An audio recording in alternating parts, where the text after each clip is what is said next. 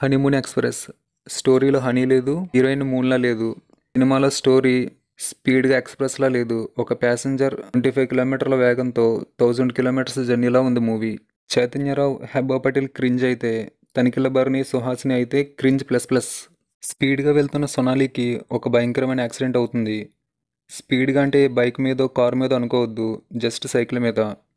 భయంకరమైన యాక్సిడెంట్ అంటే ఏ కారో, ఏ లారీయో వచ్చి గుద్దేసింది అనుకోవద్దు. జస్ట్ చిన్న రాయి మీద టైర్ స్లిప్ అయ్యి కింద పడిపోతుంది. అప్పుడు చెయ్యందించి లేపుతాడు ఇషాన్. తొలి చూపులోనే లవ్లో పడతారు ఇద్దరు. తర్వాత మ్యారేజ్ చేసుకుంటారు. తర్వాత గొడవలు వస్తాయి.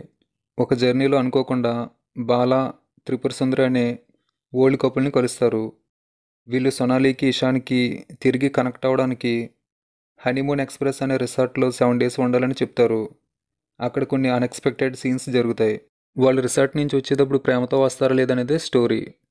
ఈ మూవీలో ఏదైనా బాగుంది అంటే అది ఒక్క కళ్యాణి మాలిక్ అందించిన మ్యూజిక్ మాత్రమే. మూవీలో ఏదో చెప్దామని అనుకున్నారు, బట్ వాళ్ళే మర్చిపోయినట్టున్నారు ఏం చెప్పాలో. ఫైనలీ స్కిప్ చేయడం బెటర్. ఒకవేళ చూద్దాం అనుకుంటే ఫ్యామిలీతో చూడొద్దు. ఎక్స్పోజింగ్ అండ్ లిప్ లాక్స్ ఉన్నాయి. ఈ రివ్యూ మీకు నచ్చుంటే లైక్ చేసి షేర్ చేయండి. మరిన్ని మూవీ రివ్యూస్ కోసం ఛానల్ని సబ్స్క్రైబ్ చేయండి. Thanks for watching.